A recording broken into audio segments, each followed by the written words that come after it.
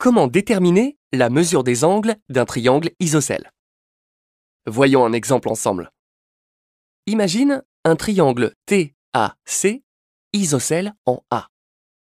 Par définition, les côtés issus du sommet A ont la même longueur. De plus, les deux angles de base T et C ont eux aussi la même mesure. On suppose ici que l'angle A mesure 50 degrés.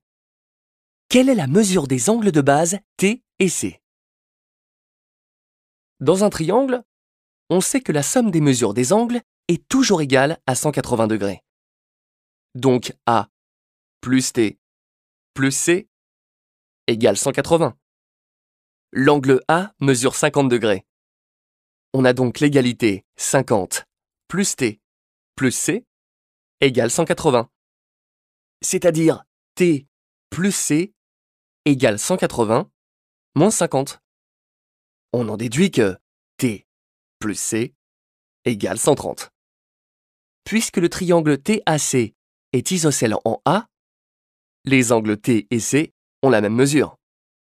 Donc 2T égale 2C égale 130.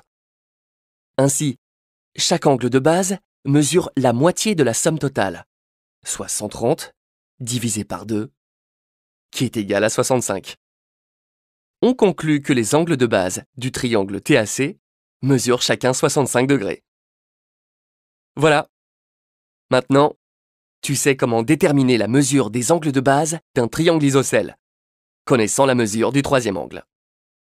Pour cela, tu utilises le fait que la somme des angles d'un triangle est toujours égale à 180 degrés. Tu isoles la somme des angles de base. Tu sais que, par définition, les angles de base d'un triangle isocèle ont la même mesure. Tu trouves leur mesure en divisant par 2 et tu rédiges une phrase de conclusion.